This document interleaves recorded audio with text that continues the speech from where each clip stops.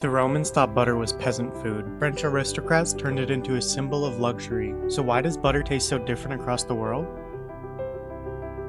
Romans refused to eat butter. They rubbed it on sore muscles. It was medicine, a salve for joint pain, sore throats, skin irritation, not food. To the Roman aristocracy, eating butter was the mark of a barbarian. So how did that same ingredient end up on the table of the Sun King and on every professional kitchen line in the world? To understand why butter became French, you have to start with the land. Northern France, Normandy, Brittany sit in one of the most naturally perfect dairying environments in the world. Cool temperatures, Atlantic rainfall, mineral-rich pastures fed by tidal silk. The butter coming out of the Cuisinier region in the 16th century was already so prized that royal edicts commented on its distinctive golden color. The Normandy cow, native to the region, produced milk unusually high in butter fat. That was the raw material. But what happened next is where the story gets interesting. Before refrigeration existed, cream would start fermenting before it could even be churned.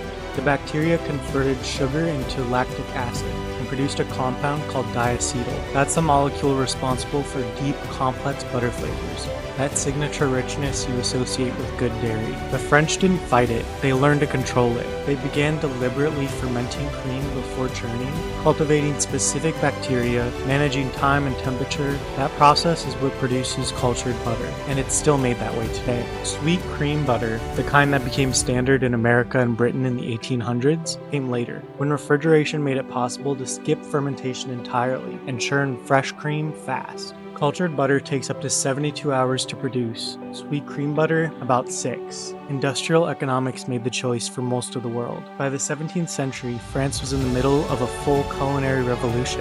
In 1651, chef François-Pierre de la Varenne published La Cuisine François, the first true French cookbook.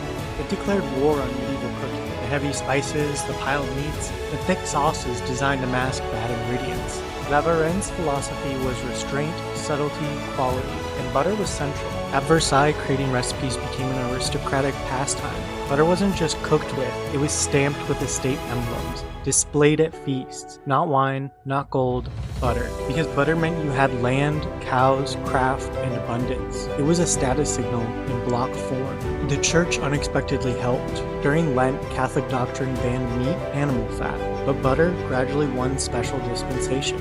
It became woven into everyday French food culture in a way olive oil never could be that far north. Here's where France's genius came in. They didn't just use butter well, they systemized it. French chefs codified butter into a vocabulary of foundational techniques. Beurre blanc, a delicate Loire Valley emulsion. Hollandaise, butter and egg yolk, warm and trembling. Beurre noisette, butter cooked until it smells faintly of hazelnut. Monté à beurre, mounting cold butter into a sauce to finish it with gloss and richness. Then in the 1800s, Marie-Antoine Carême formalized the mother sauces. Bechamel, Bouleaudet, Espagnole, nearly all butter-based. His successor, Escoffier, built the modern restaurant kitchen brigade around these techniques and exported them to the world through culinary schools. The message was unambiguous. If you cooked with refinement, you cooked with butter, the French way. Here's why butter tastes richer, and it has nothing to do with technique or tradition. It's legal. In the United States, butter is required by law to contain a minimum of 80% butterfat. In Europe, the standard is 82%. Many premium French butters hit 84%. That gap is filled with water, and water changes everything. How sauces emulsify,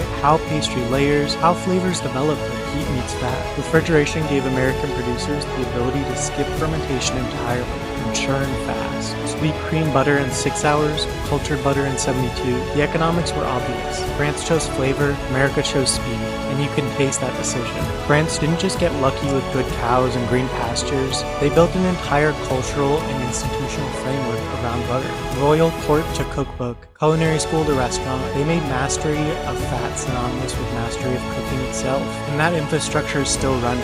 When a chef finishes a sauce by swirling cold butter into it, monté à beurre, they're following a technique from 17th century Paris. When you reach for European-style butter at the grocery store, you're participating in the status signal that started 400 years ago. France didn't just make good butter, they made the world agree that theirs was the only kind worth using.